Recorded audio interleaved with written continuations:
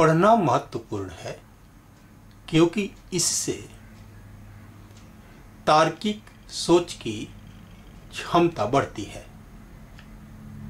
पढ़ना विश्लेषण करने के कौशल को भी प्रेरित करता है। पढ़ने से व्यक्ति का मस्तिष्क शांत होता है। पढ़ना व्यक्ति को समझदार बनाने में मदद करता है। शरीर के लिए जैसे हवा, भोजन और पानी की आवश्यकता है, मस्तिष्क के लिए ज्ञान की आवश्यकता है। और यह एक बड़ा नुकसान होगा यदि हम बच्चों को बहुत कम उम्र से ही पढ़ने का जुनून पैदा नहीं कर पाते हैं। यदि हम बच्चों में पढ़ने का जोश और जुनून पैदा कर पाते हैं तो शीघ्र ही देश में एक ऐसी पीढ़ी पैदा हो सकेगी जो विचारवान, बुद्धिमान और ज्ञानवान होगी। क्या यह काम मुश्किल है? अगर यह मुश्किल नहीं है तो क्यों न इस पर काम किया जाए। एक बच्चा जो विचारशील होता है वह जीवन की समस्याओं का सामना शांत व्यवहार और शांत दृष्टिकोण के साथ कर सकता है। Young readers are young leaders. युवा पाठक युवा नेतृत्वकर्ता होते हैं। Young readers are young thinkers. युवा पाठक युवा विचारक होते हैं। इसलिए युवा इस तथ्य को हृदय की गहराइयों में उतार लें तथा इस पर पूरी तन्मयता के साथ कार्य करें। सबसे अच्छी पढ़ने की आदत वाले लोग मस्तिष्क का सबसे अच्छा उपयोग करते हैं और यही समझने की बात है। पढ़ना बहुत महत्वपूर्ण है, लेकिन एक और चीज है जो इससे कहीं अधिक महत्वपूर्ण है और वह है कि आप क्या पढ़ते हैं। फिर आप जो पढ़ते हैं उससे भी अधिक महत्वपूर्ण है कि आप क्या समझते हैं, कि आप क्या आत्मसात करते हैं। क्योंकि भले ही आप दुनिया की सबसे सही किताब पढ़ते हैं, अगर आप इसे नहीं समझते हैं, अगर आप इसे आत्मसात नहीं करते हैं, तो यह पुस्तक आपके लिए अपठित ही है। आचार्य चाणक्य ने एक बहुत ही सारगर्भित बात कही है। उन्होंने कहा है, शास्त्र अनंत हैं, बहुत सारी विद्याएं हैं, समय अल्प है और बहुत सी बाधाएं हैं। ऐसे में जो सारभूत है वही करने योग्य है, जो सारभूत है वही पढ़ने योग्य है। जैसे हंस पानी से दूध को अलग करके पी जाता है। अतः आप जो भी पढ़ना चाहते हैं उसके बारे में समझदारी से चुनाव करें। केवल वही पढ़ें जो आवश्यक या सार्थक हो और फिर समय निकालकर ध्यान से पढ़ें। एकाग्रता के साथ पढ़ी गई और फिर गहन चिंतन द्वारा आत्मसात की गई एक पुस्तक का जितना महत्व है उतना महत्व जल्दी जल्दी में पढ़े गए 100 से भी अधिक पुस्तकों का नहीं है, क्योंकि उनके सार का अवशोषण मस्तिष्क द्वारा नहीं हो पाता है। ध्यान रहे, महत्व इसका है कि आप क्या पढ़ रहे हैं और इसका भी कि आप इसे कैसे पढ़ रहे हैं।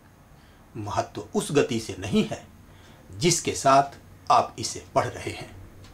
महत्व इस बात का भी नहीं है कि आप कितनी किताबों को पढ़ रहे हैं। रीडिंग अर्थात महत्वपूर्ण व्यक्तियों के थॉट्स के संपर्क में आने का अवसर। रीडिंग अर्थात बेहतरीन मस्तिष्क के क्रिएशंस के साथ समय बिताने का क्षण। लेकिन यह गलत दृष्टिकोण होगा यदि रीडिंग का उपयोग व्यक्ति स्वयं को ज्ञान के अहंकार से भर लेने जैसे अंतहीन विषय पर लौटने के अवसर के रूप में उपयोग करे। पढ़ने के लिए अधिकतम उपयुक्त समय, पीक समय, वह समय होता है जब मस्तिष्क अपनी पूरी गतिविधि और जागरूकता में होता है। पुस्तकों को पढ़ने के लिए दैनिक पीक समय ही सबसे अच्छा समय होता है और जागरूक पाठक इस समय को बिल्कुल बर्बाद नहीं करते हैं, बल्कि इस समय का पूरी सजगता, पूरी सतर्कता और पूरी बुद्धिमानी से उपयोग करते हैं, उसका पूरा लाभ लेते हैं और पढ़ने से जुड़ी हुई अपनी कमजोरियों पर विजय पाते हैं। लेकिन यहाँ यह कहना उचित होगा कि प्रत्येक व्यक्ति का दैनिक पीक समय अलग अलग होता है। किसी के लिए सुबह उपयुक्त होता है, किसी के लिए दिन उपयुक्त होता है और किसी के लिए रात उपयुक्त होता है। इसलिए अपने पीक समय को पहचानें और उसके अनुसार अपने पढ़ने का समय चुनें। यदि कोई राष्ट्र एक अच्छी समझ के साथ क्या पढ़ता है और क्या अच्छा है यह पढ़ता है, तो उसे एक अच्छे राष्ट्र निर्माण के लिए एक अच्छी समझ मिलती है।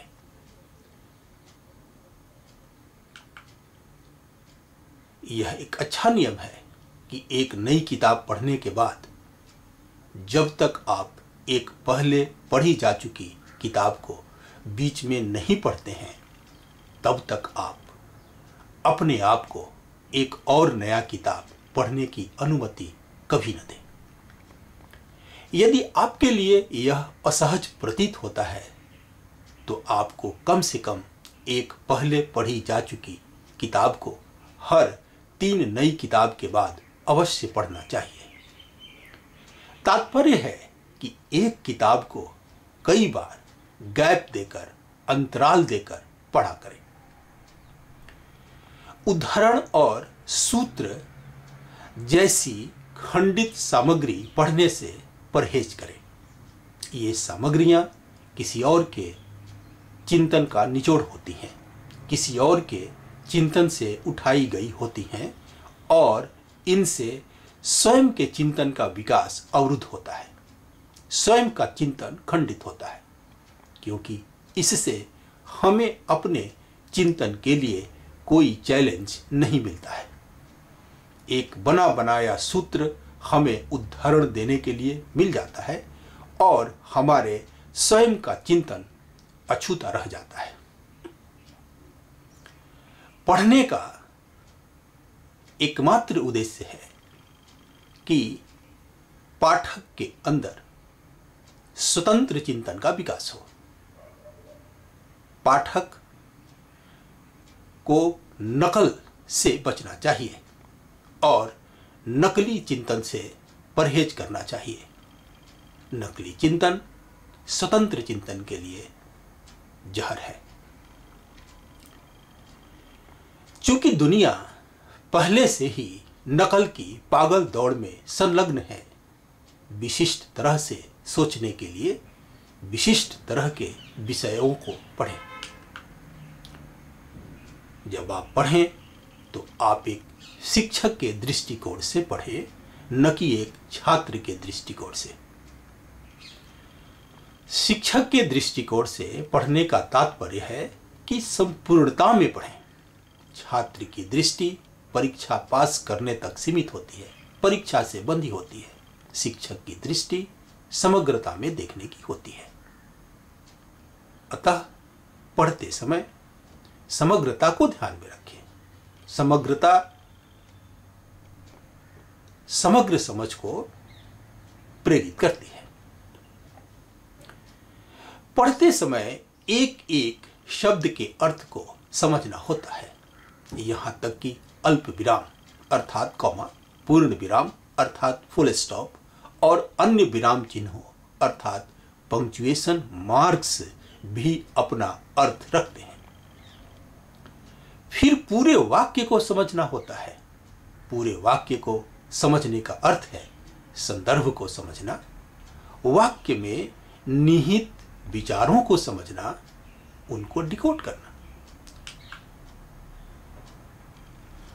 प्रत्येक वाक्य अपने से आगे के वाक्य की श्रृंखला में होता है। इसी तरह से उसका जुड़ाव पिछले वाक्य से भी होता है। इसी तरह से पूरा अनुच्छेद एक दूसरे से संबद्ध होता है। प्रत्येक अनुच्छेद में एक या एक से अधिक विचार संयोजित होते हैं। शब्द, वाक्य, अनुच्छेद, विराम चिन्ह, विचार सभी का पूरे अध्याय और पूरी पुस्तक के साथ संबंध होता है। इन सभी को एक साथ ही समझना होता है। टुकड़े टुकड़े में समझ कोई समझ नहीं होती है। लेकिन इस तरह की समग्र समझ विकसित करने के लिए असीम धैर्य की जरूरत होती है, मानसिक स्थिरता की जरूरत होती है। लेकिन हम प्रायः जल्दी में होते हैं, इसलिए सही समझ का विकास नहीं हो पाता है।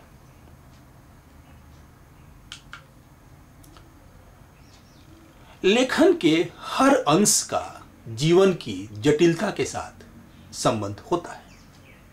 लेख जीवन की जटिलता को समझने में मदद कर सकते हैं।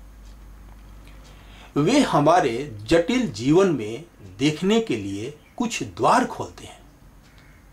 इन सभी को एक साथ ही घटने वाली एकल प्रक्रिया के रूप में देखा जाना चाहिए। समझ को खंड खंड में नहीं किया जा सकता है। हालांकि तथ्य और विचार अनेक हो सकते हैं। डिजिटल दुनिया हमें कई फायदे प्रदान करती है, लेकिन अगर हम इस दुनिया के सम्मुख पूरी तरह से नतमस्तक हो जाते हैं तो हम अपनी वैयक्तिकता, गोपनीयता और स्वतंत्रता को खो सकते हैं और इनके लुप्त होते ही हम अपना वास्तविक स्व भी खो देंगे, क्योंकि यही गुण वास्तविक स्व को विकसित करने में सहायक होते हैं। डिजिटल गतिविधियां हमारे उन कार्यकलापों के लिए खतरा बनती जा रही हैं जिनमें समय देने की और सावधानी पूर्वक ध्यान देने की आवश्यकता होती है, जैसे कि गंभीर अध्ययन। हम अब गंभीरता से कम पढ़ते हैं और सरसरी तौर पर नजर डालकर आगे बढ़ जाने की आदत पकड़ते जा रहे हैं, क्योंकि इंटरनेट हमारे जीवन का अधिक हिस्सा घेरने लगा है। अध्ययन करने और सही शिक्षा प्राप्त करने की प्रवृत्ति को प्रोत्साहित करने के विषय पर व्याख्यान की श्रृंखला का यह दूसरा व्याख्यान है। मुझे विश्वास है कि यह व्याख्यान आपके लिए उपयोगी सिद्ध होगा। आइए इस दिलचस्प और अनंत यात्रा पथ पर भ्रमण करते हैं। उपयुक्त होगा कि आप हमारे चैनल को सब्सक्राइब कर लें, ताकि इस यात्रा पथ पर आप हमारे साथ निरंतर बने रह सकें।